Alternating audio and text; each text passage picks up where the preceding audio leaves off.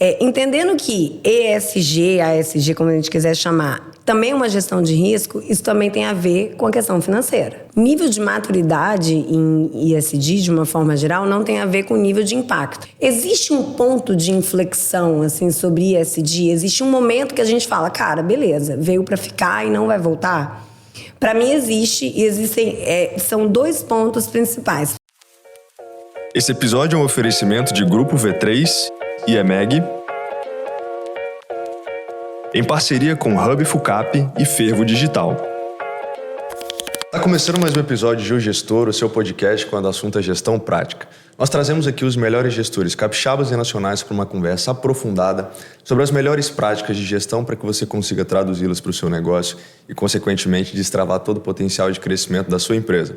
Meu nome é Bruno Rigamonte. Eu sou Gabriel Feitosa, entusiasta das boas práticas de gestão, e hoje a gente tem o prazer de receber Luana Romero, uma amiga, já ex-presidente do Instituto Líderes do Amanhã, do qual nós fazemos parte. Sim. E diretora executiva do Ideias. Luana, seja bem-vindo, obrigado por aceitar o nosso convite. Gente, enorme prazer estar aqui com vocês, obrigada pelo convite. E assim, só de ouvir, né, Bruno, você falar os melhores gestores, eu me sinto muito honrada de estar aqui sentada nessa cadeira. Poxa, que legal. Obrigada, tá, pessoal? Fala um pouquinho pra gente sobre o Ideias, por favor. Então, o Ideias, ele já tem, completamos agora em maio, né, 2 décadas, né, na verdade 22 anos de atuação. Nosso principal objetivo é, de fato, ressignificar impactos, né, sempre valorizando pessoas e territórios. Então, nós somos um negócio B2B, né, a gente, de fato, presta serviço para corporações e entendendo que empresas, elas nasceram, né, para resolver problemas da humanidade de uma forma geral, mas impactos são causados, né? Uhum. E mais do que você, de fato, remediar o impacto, você compensar, existem oportunidades. Então, por que não enxergar isso de uma outra forma, né? Tanto para a sociedade quanto para a empresa. Vamos encontrar aí uma forma de ver esse impacto da melhor forma para ambos os lados. E é isso que a gente faz, né? Nos comunicando através de várias metodologias, mas sempre buscando solucionar problemas, mas enxergar também oportunidades e trazer benefícios para esses lados. Quando você fala ressignificar impactos e territórios, explica melhor isso. Vamos, sei lá, a gente pode dar vários exemplos, né? Então, eu preciso instalar uma planta industrial, uma fábrica. Então, muitas vezes, isso remete a uma série de impactos, sejam eles ambientais ou sejam eles sociais. Você tem desde uma migração de uma mão de obra, você tem desde a parte da comunicação social, que essa empresa precisa falar com a sociedade, o que ela faz, por que ela está ali, qual é o benefício que ela vai trazer para aquela comunidade ao redor. Conflitos, né, que existem com comunidades, com instituições, com órgãos, com entidades representativas. Então, é isso que a gente faz, né? Buscando enxergar aonde que a gente pode, de fato, enaltecer aquele empreendimento, claro, né? Nós trabalhamos para as empresas, mas que a gente pode também mostrar e enxergar oportunidades, envolvendo programas, projetos. Se fala muito hoje sobre responsabilidade social, né? Investimento social voluntário. Isso também faz parte da nossa atuação. É isso que a gente busca promover junto às empresas. Mas a gente quer ir além, né? Sempre além. Enxergar que, à medida que eu vou implantar uma planta industrial, ou seja lá o que for, né? Um novo modal, por exemplo, de mobilidade urbana. Então, você vai causar um impacto. Mas como você tornar aquelas pessoas... Por exemplo, falei sobre deslocamento, né? Sobre um modal... por exemplo, né, de mobilidade urbana, eu vou, sei lá, colocar um VLT, vou colocar um BRT, uma coisa assim. Pessoas vão ser deslocadas muitas vezes. Então, assim, como tornar este momento, que ele é desgastante, algo que gere, de fato, um benefício para aquelas pessoas. Como, por exemplo, como fazer um reassentamento que promova uma melhoria na qualidade de vida daquelas famílias. E não uma piora, né? Então, assim, esse é o nosso trabalho, é garantir, né, e promover e principalmente, estar junto com o nosso cliente para que a gente possa, né, trazer sempre um impacto mais positivo possível, né? Não que eles não aconteçam, mas que eles se tornem, assim, um impacto positivo. Luana, a gente tem, ao longo dos últimos 50, talvez 100 anos, um aumento de preocupação em relação ao meio ambiente. Naturalmente, a gente pode pegar aí um marco, por exemplo, que talvez tenha sido o Protocolo de Kyoto. Nos últimos anos, principalmente, um aumento com a preocupação socioeconômica. E eu entendo que mais recentemente, talvez, uma preocupação em relação à governança, né, de conformidade das empresas, a própria estrutura de governança de um negócio, de gestão de um negócio de um modo geral. E aí talvez a junção desses três fatores, né, do aspecto ambiental, do aspecto social e do aspecto de governança, tenha sido transformado em um termo que a gente tem usado muito, que é o ESG, né, que traduzindo seria exatamente isso, né, ambiental, social e governança. O que você entende que lá, pegando aí de 2001 para cá, né, mas também pegando o contexto da época e dos avanços que a gente tem nos últimos tempos, o que você entende que foi a consubstanciação desse termo e de lá para cá o que tem sido trabalhado para que haja exatamente essa compreensão de como há a correlação entre cada uma dessas palavras e, consequentemente, por que elas precisam estar correlacionadas também? Eu queria fazer alguns marcos assim, históricos que eu acho que contextualizam bem, assim, né? Na verdade, assim, quando a gente fala sobre ESG, dentro das corporações, né, é sempre bom, assim, acho que o mercado fala muito de uma forma como se isso fosse uma jornada. A gente usa muito essa palavra, né? O ESG é uma jornada e ela não é uma jornada estática, né? Hoje eu tenho um nível de maturidade e amanhã eu posso ter outro. E a construção do termo ESG, ele também foi uma jornada, né? Ele não nasceu da noite para o dia. E existem alguns marcos que são bem interessantes, assim. Vou tentar dar uma resumida muito resumida. Mas, assim, a gente pode voltar lá desde a Declaração dos Direitos Humanos, no cenário pós-guerra, que aí você começa, de fato, a olhar um indivíduo, né? O respeito entre as pessoas, né? Aquilo que é um direito fundamental de qualquer ser humano. A partir daí você tem uma série de publicações, né, científicas que falam um pouco sobre o impacto que a nossa sociedade gera no planeta. Então você tem a Primavera Silenciosa, depois você tem o Nosso Futuro Comum, então onde surge o termo, né, o desenvolvimento sustentável, e aí você passa por uma série de publicações e você chega no Triple Bottom Line, né? Você fala sobre lucro, sobre pessoas, sobre planeta, que é uma publicação muito interessante. E embora o ESG ele seja um termo, vou dizer assim, mais corrente hoje, ele foi, de fato, cunhado ali em 2004. A gente está falando de praticamente 2 décadas que esse termo ficou um pouco, né, desaparecido do mercado até que ele, de fato, ressurgiu. Então, em 2004, né, um apoio do Banco Mundial junto, né, a ONU, onde Kofi Annan, então secretário-geral da ONU, ele chama os principais CEOs, né, de grandes corporações para, de fato, incorporarem essa pauta entre ambiental, social e de governança nas suas estratégias e nas suas políticas. Daí surgiu esse termo. Ele ficou ali um pouco morno, claro, várias coisas aconteceram, né? Você tem, por exemplo, a questão do novo mercado, né, na B3. Você tem a questão do ISE, né, que foi o Índice de Sustentabilidade Empresarial, que também já veio um pouco depois. Mas ele ressurge, de fato, esse termo em 2020, com a tão famosa carta do Larry Fink, né, BlackRock, chamando e convocando, de fato, e colocando o quanto seria importante que os CEOs atentassem para essas 3 letrinhas. Então, de fato, aí o mundo corporativo começou a enxergar isso, né, com outros olhos. E de lá para cá, essa pauta veio, né, cada vez mais tomando relevância. Então, assim, o que eu enxergo do ESG não nasceu hoje, não vai morrer amanhã. De fato, é uma pauta crescente, porque ela é uma pauta, né, e aí, por que a BlackRock é tão importante nisso, né, e por que ela enxergou isso de uma forma que o mercado, assim, não o mercado, né, mas que não estava tão em evidência.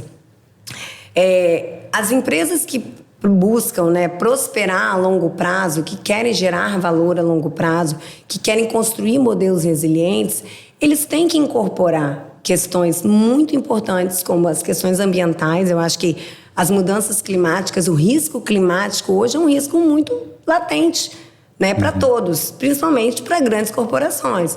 Você falar de, por exemplo, resiliência hídrica, quando você tem uma planta industrial que precisa, por exemplo, né, de um insumo básico como a água no seu processo produtivo. Então, as mudanças climáticas, elas vão de fato afetar aquela empresa. Então, pensando a longo prazo, na resiliência daquele negócio, isso precisa ser incorporado. Então, assim, um exemplo básico. Social, né? E quando você fala de pessoas e você está falando, né? Eu acho que eu dei esse exemplo em algum momento outro dia.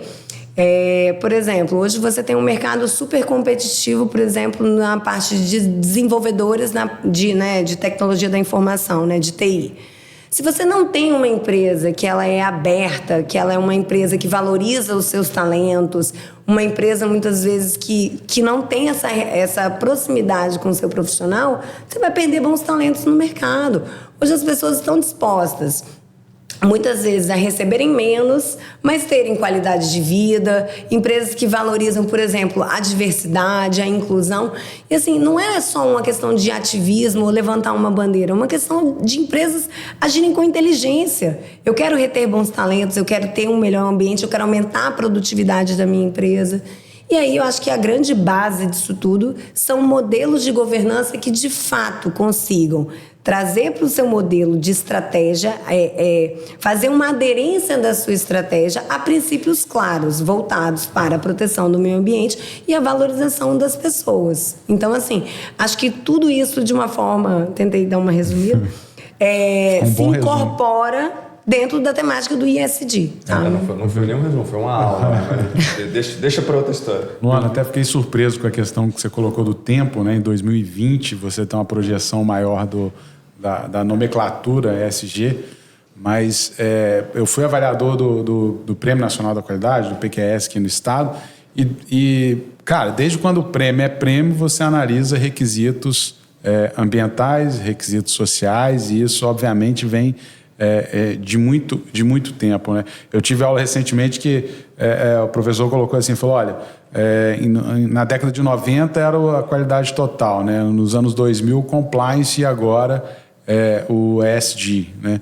Mas o fato é que, assim, primeiro, não existe empresa saudável em ambiente ruim, né? E aí vem uma questão de você desenvolver realmente grandes players, puxar e desenvolver fornecedores, por exemplo. Mas principalmente assim, quando você está olhando para o seu negócio, para o seu business, você de fato tem que entender quais são os requisitos, né, quais são os seus impactos sociais e ambientais, para que você possa viver bem, né, com a sociedade que você vai estar ali ao seu redor e fazer o seu negócio, né, gerar o seu negócio. Qual que é o passo? Assim, lá a gente tinha um mecanismo de quais são os impactos, quais são os requisitos que a empresa gera. Como que você sugere à empresa olhar, né, para o seu processo e entender, né, o seu macrofluxo ali, sua cadeia de valor, e entender como que ela gera impacto?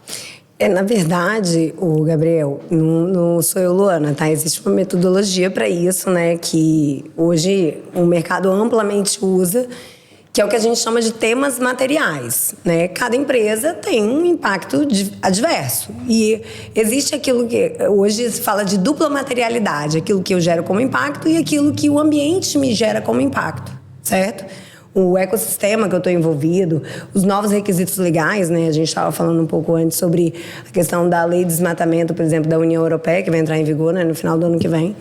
Então, assim, existem vários fatores que influenciam, como eu influencio e como eu sou influenciado, que se chama hoje de dupla materialidade.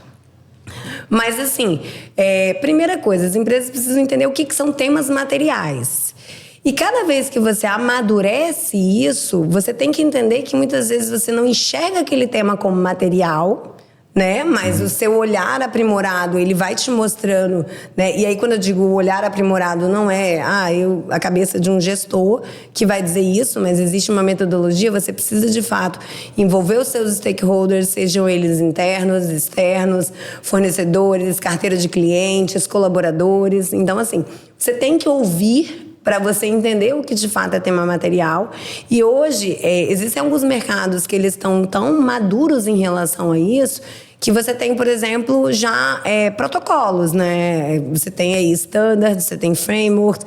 Então, assim, existe todo um ambiente que está sendo construído e consolidado. Eu acho que essa é a melhor resposta. Existe uma consolidação de requisitos, né, de padrões, de diretrizes que precisam ser seguidas. Claro, isso começa pelas grandes corporações, né? Então, assim, quando você tem uma empresa que é listada, né, você tem ali uma série de requisitos, desde contábeis, né, que isso já vem, né, há algumas décadas, como agora, essa semana, né, foi divulgado, né, agora quais vão ser os critérios, né, os padrões de sustentabilidade que precisam ser relatados e vão ser analisados. Porque essa era uma grande dificuldade do mercado também, né? Você está falando de corporações diversas. Você pega, sei lá, o SP500, você tem diversos tipos de empresa com diversos tipos de impacto. Então, como relatar aquilo que não é um dado financeiro, né? Porque dado financeiro está aí, 1 mais 1, né? Nem sempre, né? 1 mais 1. Mas, agora, como são coisas tão subjetivas, como você relatar? Então, assim, essa semana foi divulgado, o que é muito interessante aí para quem tiver curiosidade, mas sempre passa por isso. O que são temas materiais? E os temas materiais, eles estão relacionados principalmente a riscos. É uma gestão de risco do negócio, entende? E para isso existem metodologias, existem padrões, e hoje, né, existem padrões já internacionais e que isso vem se consolidando, o que é muito positivo para você, de fato, poder amadurecer tudo isso no mercado. Quando a gente fala de grandes empresas, naturalmente existe um arcabouço de diversas atividades para estar em conformidade, para gestão de riscos, para avaliação de impactos, né? Impactos que se geram, impactos que você acaba precisando gerir que te influenciam ali no seu negócio. Só que naturalmente, aí pensando um pouco no nosso público, pode ser que algumas empresas que talvez não tenham um porte tão grande, e a gente estava até conversando um pouco sobre isso antes de começar, talvez aí a grande massa de pessoas que de fato estão vinculadas a alguma empresa fazem parte de pequenas e médias empresas. E como que a gente consegue traduzir tudo que a gente está comentando aqui, principalmente sobre gestão de riscos, ou como é que a gente consegue traduzir ou simplificar para ações mais práticas de dia a dia para empresas que às vezes têm 20, 30, 50, 100 funcionários ali e que, consequentemente, possam gerar também mais competitividade para o negócio. Acho que vou só voltar uma coisa aqui que eu acho interessante colocar. Primeiro que nível de maturidade em ESG, de uma forma geral, não tem a ver com nível de impacto, né? A gente estava lendo eu estava lendo mais cedo um estudo, né, falando das 200 maiores empresas listadas na B3, falando exatamente do nível de maturidade em ESG. E aí você tem lá, por exemplo, a parte de celulose, que é muito bem, que é um segmento já muito maduro, que não necessariamente são aqueles que causam maiores impactos, como, por exemplo, a mineração, a siderurgia e tudo mais. Perfeito. Então, são coisas diferentes. E eu acho que isso também tem a ver com o porte da empresa. Não necessariamente as empresas que são maiores, que têm um porte maior, elas são mais maduras ou não.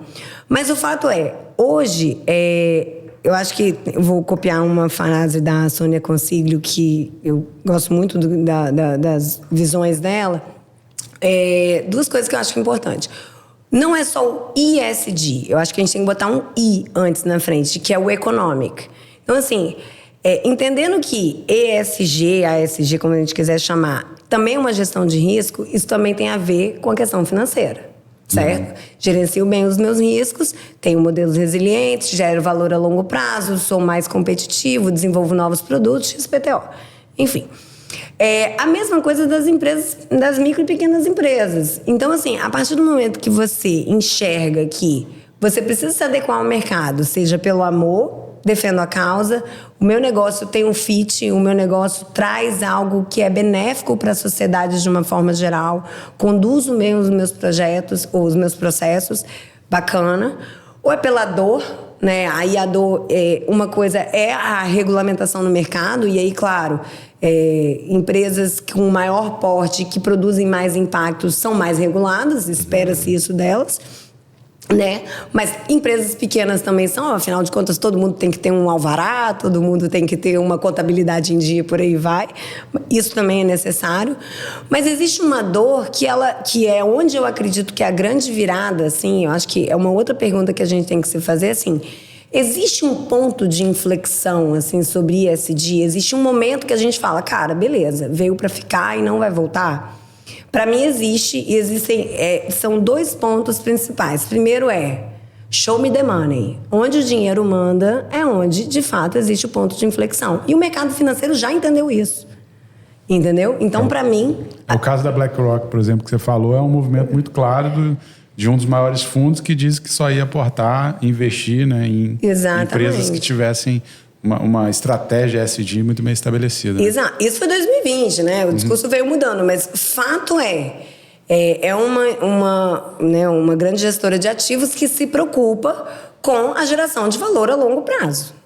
E muito pautada exatamente nisso, nessa gestão, né, focada em impactos socioambientais e de governança. Enfim, então assim, para mim a gente já alcançou esse ponto de inflexão, e eu acho que agora a segunda grande onda é quando você sai de fato das grandes corporações e você vai para aquilo que é a cauda longa do mercado, né? Aí você passa para os fornecedores diretos e você passa para os fornecedores indiretos. E aí sim você muda o mercado, né? A partir do momento que aí o Gabriel citou a questão, por exemplo, da qualidade. Houve um movimento ali, década de 90, né? Gestão da qualidade, ISO, tal. Muita gente falava, gente, besteira. Mas que não tem ISO hoje, gente? Quando você fala saúde e segurança do trabalho, isso é, assim, premissa básica para uma instituição de qualquer porte. Entendeu? De qualquer porte. Então, o que eu acredito é que, de fato, as grandes corporações primeiro, vem o mercado financeiro, vem essa necessidade das grandes corporações se adequarem e, por fim, ela vai mover tudo isso na sua cadeia. E aí vai impactar todos.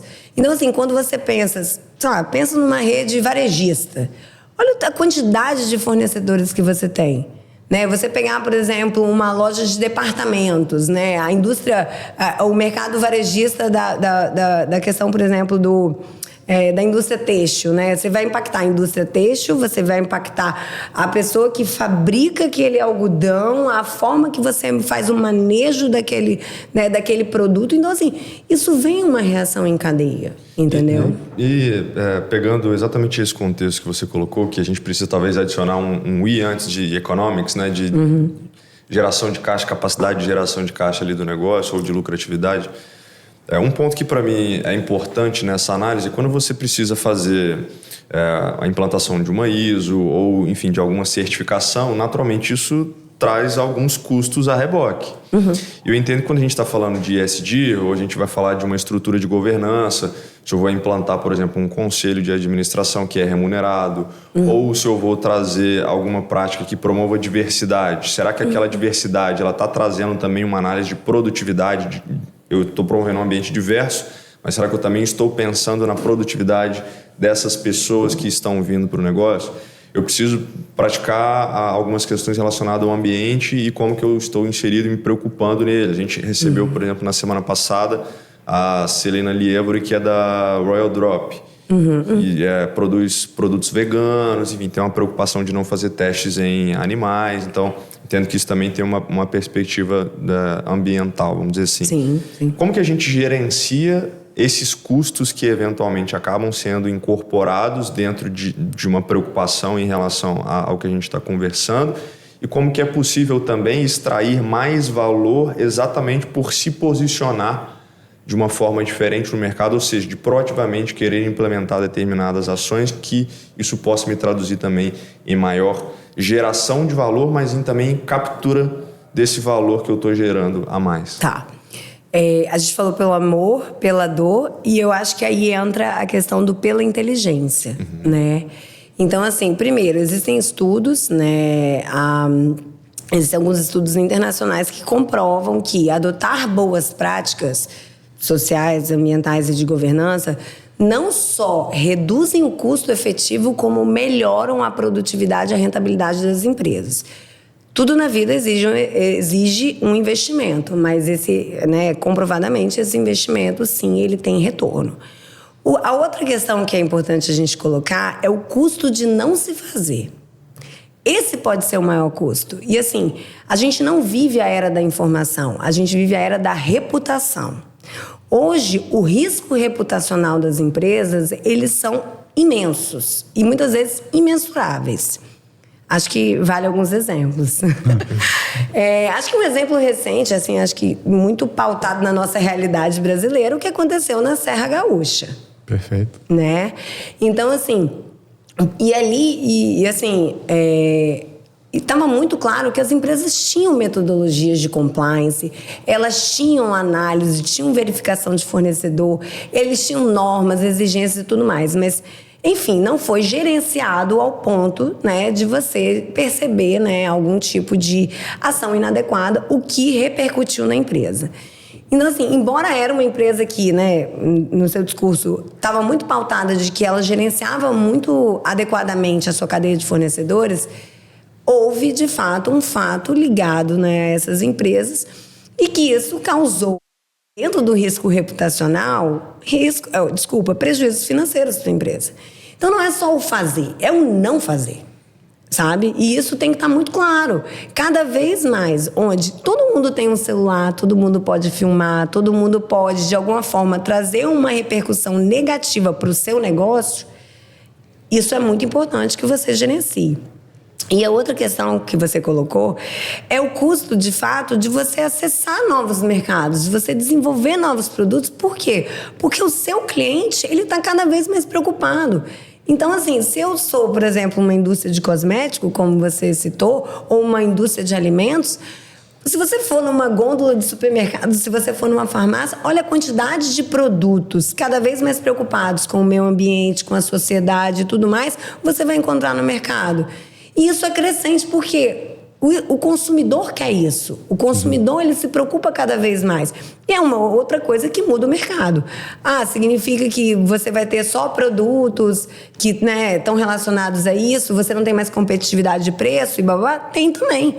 Mas é um movimento crescente. E esse movimento vai aumentar.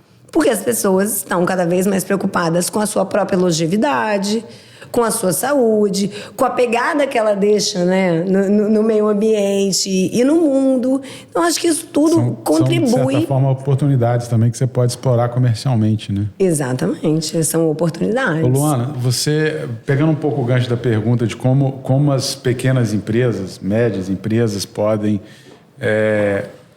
olhar para esse mundo, mas também fazendo a referência do material que você falou sobre padronização dos balanços, né? E o estudo da KPMG, ele traz que esses balanços, né, vão ter que trazer ali os fatos relevantes, dizendo quem dentro da governança, né, quem dentro da estrutura é responsável pelos aspectos da sustentabilidade, a gestão dos riscos, né, quais são os riscos identificados e como que eles estão sendo tratados, como que a sustentabilidade entra sobre a perspectiva da estratégia. Então, como que você está olhando para isso? Tanto para eventualmente mitigar risco, como para aproveitar oportunidades, como a gente acabou de falar aqui. Uhum. E quais são as métricas, né, em si que medem, né, o avanço dessa atuação mais sustentável, vamos assim dizer. Não só métrica, metas também. Metas e métricas, muito bem. Cara, isso é relativamente... Você pensa... faz muito sentido sobre a ótica da estrutura de... Cara, quem está ali pensando, quem que está... quais são os riscos, como que está a minha estratégia e quais as metas e números que estão medindo se eu estou alcançando isso daí. Você que tem atuado em players de grande porte, justamente pela essência do trabalho do Ideias, como que você vê esse mecanismo funcionando no dia a dia? O que você vê de boas práticas e o que você poderia compartilhar com a gente que essas empresas têm adotado, juntando esses 4 pontos: governança, risco, estratégia, metas e indicadores? Assim, no meu trabalho, assim, principalmente enquanto fornecedora, né, enquanto consultoria, enquanto, né, parceiro de negócios de grandes corporações, Eu falo que a sigla do ISD só veio me ajudar.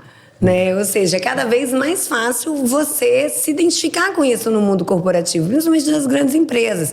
Então, as empresas estão preocupadas, os profissionais estão se qualificando em relação a isso. Então, isso facilita a comunicação, isso facilita você, de fato, implementar ações que são efetivas, assim, que são eficazes, que alcançam, de fato, o resultado. Então, assim, isso é uma coisa. E a outra coisa que o mercado pede muito hoje, e aí falando de metas e indicadores, né, é relate ou explique. Então, isso hoje, né, dentro de relatório de sustentabilidade e tudo mais, é cada vez mais latente, é o que se espera. As empresas vão ter que se posicionar ou vão ter que explicar. Por exemplo, eu não tenho uma meta clara de mulheres no conselho de governança, por exemplo. Ou tenho e não alcancei. Não tenho conseguido me desenvolver em relação a essa meta. Meus indicadores não são positivos. Ou eu vou relatar ou vou explicar. Então, assim, e existem alguns padrões hoje que não é que eu não queira falar sobre aquilo. Dependendo do meu negócio, do porte da minha instituição, eu tenho que abordar aqueles temas, por mais dolorosos que eles sejam. Então, assim, é uma grande mudança, é um facilitador para quem navega nesse ambiente. E existem imensas oportunidades, e oportunidades para as empresas e oportunidades para a sociedade em geral. Então, as empresas elas estão cada vez mais abertas a, vou dizer assim, a ter essa troca, né? Sejam com comunidades afetadas, sejam com o seu cliente, sejam com os seus fornecedores. Acho que uma coisa muito importante que a gente estava falando, né? Assim, a gente fala muito sobre governança, compliance. Então, assim, e muitas vezes as empresas às vezes deixam de olhar assim, como eu trato o meu fornecedor, né? Aquela pessoa que está ali me prestando um serviço e tudo mais. E isso vai ser cada vez mais latente. Agora, as empresas se abrindo para esse diálogo, né? Ao mesmo tempo você também expõe muito sobre as empresas, e essa é uma grande dificuldade, sabe, Gabriel? Muitas empresas elas têm medo de falar sobre sustentabilidade, medo de falar sobre ESG. Do tipo assim, por que eu vou me expor se muitas vezes eu sei que algumas condutas podem não estou dizendo que é inadequada, mas não necessariamente eu respondo ou eu atendo, né, a uma melhoria ali ou aqui. Eu falo muito isso, principalmente para meus clientes de uma forma geral. Entre 0 e 100 tem um universo. Não é porque não se faz tudo que não se faz nada. Né? A gente não precisa ser radical, pelo menos a minha visão. Não é 0 a 100, sabe? Então, assim, de uma forma geral, todo mundo faz algo, certo? Então, assim, o importante que eu acho é a gente entender o que de fato é material, porque às vezes eu estou tratando um tema dentro da minha empresa que, é bacana, sei lá, tem uma ação voltada para isso, mas o meu tema material não está aqui. Acho que o mais importante é a gente entender o que é, de fato, um tema central para cada uma das empresas e poder atuar nelas.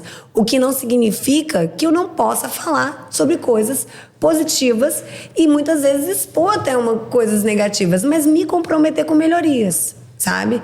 Eu entendo que existe, né, sempre uma nuvem, assim, que paira, né? Muitas vezes as corporações não querem se expor, mas é necessário. Eu acho que às vezes está ligado também ao desconhecimento de que aquilo ali é uma prática. Às vezes o cara faz alguma coisa que é relativamente simples para ele e fala, cara, não, mas isso não é o ESG, não é possível que isso é o ESG. Às vezes ele está realmente endereçando aspectos ambientais, sociais que ele faz, que ele afeta ali. Às vezes acha que é uma coisa de outro mundo, né? Como se fosse algo... Exato. É igual complexo, a V3 tem um diretor de ESG. Cara, talvez talvez é Duda que tem mais essa perspectiva de entender, cara, como é que a gente pode cuidar bem das pessoas, do ambiente, trazer ali uma estrutura melhor de organização para o dia a dia do negócio. Mas, cara, a gente naturalmente está dentro das empresas que... A IMEG também. Não precisam fazer uma gestão de impacto, por exemplo, gestão de riscos é reduzida, não é como uma planta industrial. Então. Claro. Mas, já levando então para o lado social e de inclusão, que está sendo muito discutido, inclusive, como trabalhar para você, sem perder, obviamente, né, a essência da empresa, sabendo que você também está deixando de ter oportunidades ali pela diversidade, pela discussão, etc. Às vezes está deixando dinheiro na mesa justamente por causa disso. Como trabalhar isso para você mudar essa cultura dentro de uma empresa, por exemplo? Primeiro é o que você falou, né? A mudança de cultura. Isso tem que estar aliado à estratégia da empresa, né? O compromisso da empresa, que ele seja claro, que ele seja transparente e que ele vá passar, né, assim, para os colaboradores como uma estratégia. Queremos aumentar. Por quê? Porque identificamos que existem oportunidades que são perdidas, existem muitas vezes mindsets muito consolidados quando você tem, né, eu vou dizer assim, um board que não é diverso, um board que realmente são pessoas que têm um mindset muito semelhante e a gente quer enxergar outras oportunidades. Então, primeiro, grudar isso, colar isso na estratégia da instituição. Segundo é se comprometer, né? Então, assim, é traçar metas. Tá, tudo bem, eu tenho um board de 10. Eu não vou chegar amanhã com 50% composto por mulheres, né? Provavelmente isso vai demandar, né, um pensamento um pouco mais de longo prazo, assim, ações mais de longo prazo. Então, assim, qual é a minha meta que eu quero perseguir ano a ano, semestre a semestre? Enfim, como vocês acharem que deva ser importante. E a outra coisa, de fato, é assim, capacitar ou escolher são coisas diferentes, né? Então, assim, muitas vezes os profissionais, e quando você tem quebras de paradigma, vou citar um exemplo da Vale, por exemplo. A Vale tem metas claras em relação a isso, inclusive não só em posição de liderança, mas em posições de pessoas, de áreas operacionais, muitas vezes, que são dominadas pelos homens, né? Então, assim, por exemplo, motorista daqueles, não sei nem o nome, mas daqueles caminhões gigantes. Então, assim, você vê que é um público muito masculinizado. Mas como criar estratégia de atrair, mas também de capacitar essas pessoas? Muitas vezes elas não estão prontas no mercado. Ou até tão, você falou, poxa, eu preciso de um board. Tem quantas mulheres são líderes, que são capacitadas, que têm isso? Mas o quanto a empresa está disposta a se adaptar para acolher também. A mesma coisa sobre diversidade, sobre, assim, diversidade que eu digo não só a pauta das mulheres, mas dos grupos, né, minorizados, que tem diferença, né? Minorias e grupos minorizados, né? Mulheres não são minorias. Inclusive, nós somos a maior população do Brasil, mas é reconhecido como grupo minorizado, né? Então, assim... Então, como atrair essas pessoas? E aí a gente está falando de LGBTQIA+, você está falando de mulheres, está falando de questões raciais. Então, não é só você ter metas, você tentar achar uma pessoa pronta, mas muitas vezes você criar um ambiente corporativo favorável para isso, né? Eu acho que também passa um pouco por aí. Dentro dessa perspectiva de ambiente empresarial e pensando... como que um gestor ou, enfim, um sócio de um negócio, para atração de pessoas, mas também para esse desenvolvimento de pessoas internamente, como é que é possível alinhar, por exemplo, essas pessoas que vão construir a cultura do negócio com essa visão de mais longo prazo, como, por exemplo, o que foi traduzido ali dos objetivos de desenvolvimento do milênio, que a gente tinha da ONU, depois se tornaram os ODS, né, de Objetivos de Desenvolvimento Sustentável. Como é que a gente pode implantar cada um desses objetivos pensando que eu preciso, eventualmente, trabalhar uma educação de qualidade. Então, se eu quero capacitar internamente, eu estou naturalmente impactando um dos ODS da ONU. Se eu quero trazer um ambiente mais diverso, eu estou pensando dentro desse ambiente da empresa. Trazendo, às vezes, pessoas de fora, eu estou impactando um objetivo que é, eventualmente, igualdade de gênero ou redução das desigualdades. Existe essa correlação direta entre um trabalho que a gente consegue fazer dentro dos nossos negócios, pensando nesse desenvolvimento de pessoas, de cultura, com o que a gente tem, por exemplo, dos ODS? Certeza. Na verdade, assim, primeiro, as ODS, elas surgiram, né? Na verdade, elas evoluíram, né? Elas vêm desde os objetivos do milênio e se transformaram em ODS para, de fato, trabalhar e tentar resolver desafios da humanidade. E aí, eu, enquanto pessoa e eu, enquanto corporação, posso, de alguma forma, contribuir com isso. Esse, de uma forma bem geral, é isso. Mas vamos lembrar que são 17 objetivos e 169 metas. Eu acho que uma única empresa ela não vai conseguir abraçar todos. Sim. É importante que a gente entenda aonde cada empresa pode contribuir. Eu sou uma empresa de, sei lá, de saneamento, eu vou trabalhar a questão da água, eu vou trabalhar a questão do recurso hídrico, vou trabalhar a questão, por exemplo, dos oceanos e por aí vai, de clima, enfim. Mas, obviamente, uma única empresa não vai conseguir abranger tudo isso. Mas o fato é, as corporações, elas podem e devem contribuir. E para isso existe o Pacto Global, que eu não sei se vocês conhecem, mas é a maior, eu vou dizer assim, articulação, né, empresarial voltada para a sustentabilidade no mundo. Então, assim, é capitaneada pela ONU, claro, mas ela busca exatamente isso, né? Criar projetos e ambições. Aí, no caso, a Rede Brasil ela tem, né, as suas ambições aqui. Uma delas é a questão, por exemplo, de igualdade, a questão da água, enfim, são alguns. Mas ela tenta exatamente isso, aproximar o mundo corporativo desses desafios. Então, assim, quem tiver a oportunidade de conhecer o Pacto Global, vale super a pena. Eles, de fato, você envia uma carta e você faz essa associação, não é uma associação, né? Mas você se candidata para fazer parte dessa rede.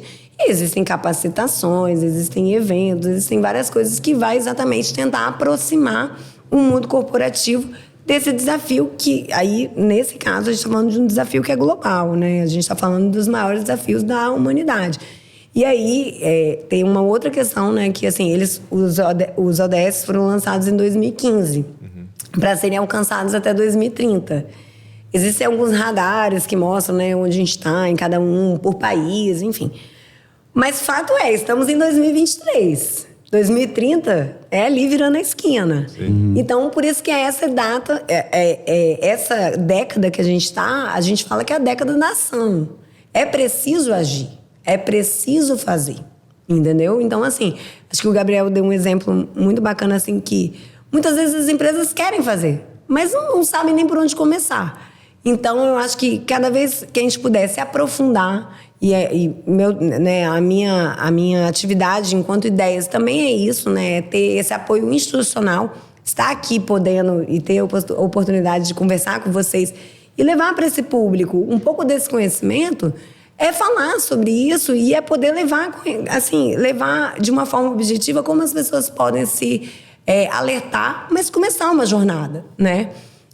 Então, assim, tem uma frase até do Bernardinho que fala que excelência é um alvo móvel. ESG é um alvo móvel, entendeu? Não é porque eu cheguei aqui que eu cheguei no meu maior nível de maturidade. A gente sempre vai poder amadurecer nisso, né? Os impactos mudam, as empresas mudam, o mercado muda, o teu cliente muda. Então, como a gente vai cada vez mais amadurecendo, eu acho que essa é a palavra, e caminhando nessa jornada. Isso aí, só para fazer um comentário disso, eu gostei de uma frase que eu ouvi essa semana, e que uma pessoa falou assim para mim, às vezes as pessoas falam que a única certeza que a gente tem na vida é a morte, né?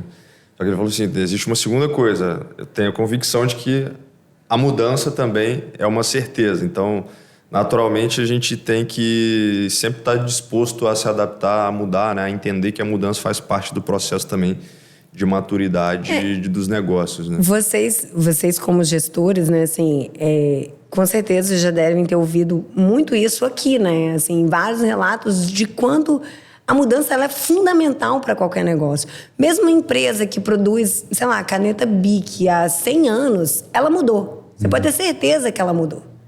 Aquele produto pode não ter mudado, mas muita coisa ali dentro mudou. Né? Às vezes são a forma que eu me relaciono com os meus funcionários, com os meus fornecedores, a matéria-prima que eu uso, enfim. Então, assim, as empresas elas precisam mudar. O mercado muda, a gente muda, o ambiente muda. Faz parte da natureza. Um produto que funcionava antes já não funciona da mesma forma, então isso é natural. Exatamente. Luana, eu queria mudar um pouco a conversa ainda sobre a ótica de sustentabilidade. E olhando mais para o Edu Economics, existem muitas oportunidades ligadas por exemplo, a geração de crédito de carbono, que é um assunto que eu domino pouco, mas que eu vejo assim, que existe uma grande área a ser explorada. Quando você olha, por exemplo, vou usar um exemplo aqui hipotético, mas o Instituto Terra, por exemplo, do Sebastião Salgado, e me corrija se eu estiver errado, mas o que ele fez ali, né, do replantio todo ali, né, foi a geração de um crédito de carbono ali pelo replantio de toda a área e todo o trabalho que ele executa. Anteriormente, isso era visto quase que como um ativismo, né? Uma ação social dele ali, uma ação ambiental dele, etc. Mas agora você pode começar a gerar o econômicos a partir disso, né? Como que você vê, o entendimento está correto e como que você vê essa oportunidade de empresários olhando financeiramente para a melhoria, por exemplo, de aspectos ambientais, sociais, etc. O mercado de carbono ele tem muito potencial, porém, ele ainda não é uma realidade muito latente, não vou dizer latente, né? Ele ainda não é um mercado regulado, tá? Ele ainda vai depender de várias instâncias de regulação no Brasil. E aí a legislação, enfim, a gente já está aí algum tempo patinando nisso e a gente vai mais um pouco, tá? Não é tão simples, mas existe o mercado voluntário, né? Que aí, através de certificações, existem algumas certificadoras internacionais que são muito acreditadas. Esse mercado, ele já opera, ele já funciona. E a tendência dele é crescer cada vez mais. No Brasil, hoje, a gente, de fato, precisa avançar com a legislação para trabalhar um mercado regulado, tá? Vai demorar um pouquinho ainda, mas isso vai acontecer.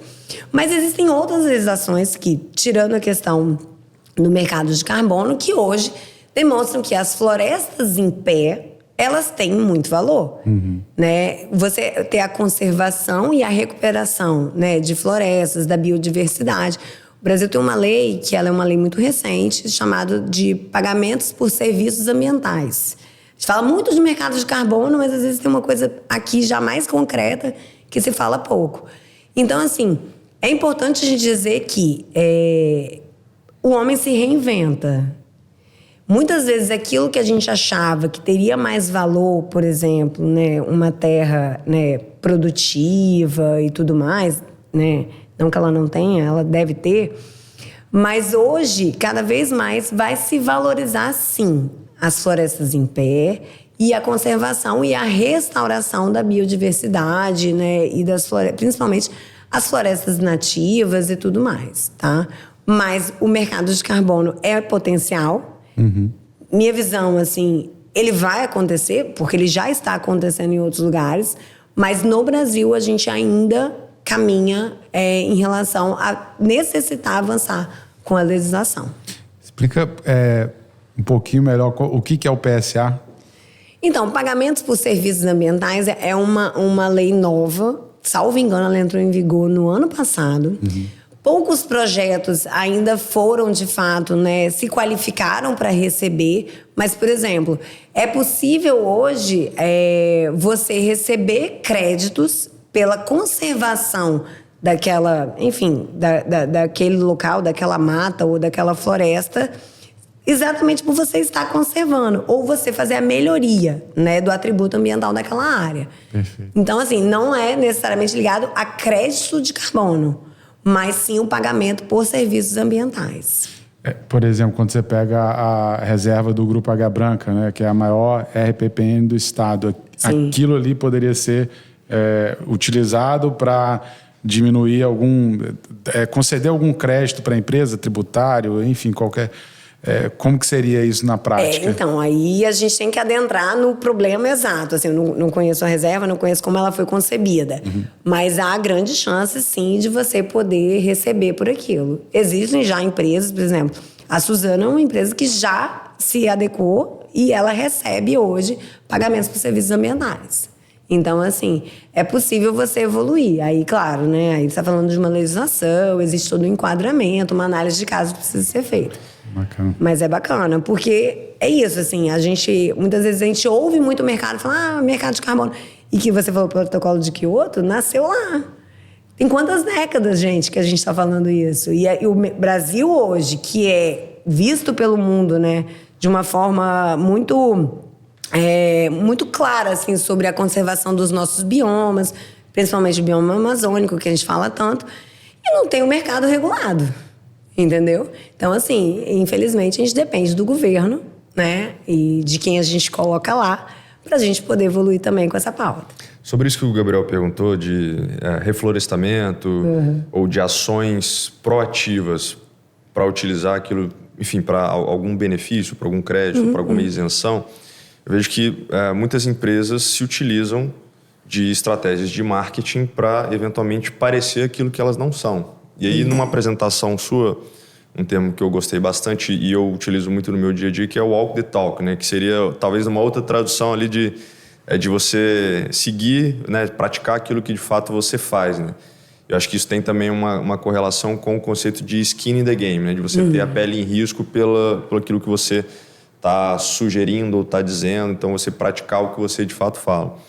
Como que é possível fazer uma diferenciação ou, de fato, enxergar empresas que muitas vezes querem mais parecer aquilo que elas não são e que elas, de fato, sejam aquilo que, de fato, se espera de uma empresa que tem ali boas práticas em relação a toda essa visão que a gente está abordando de empresas que conseguem implementar ações que estão conectadas com a essência dela e que só depois elas conseguem traduzir aquilo em uma comunicação externa, e quais são os potenciais riscos de quem se posiciona mais para parecer ser aquilo que elas não são, mas que na prática não são, né?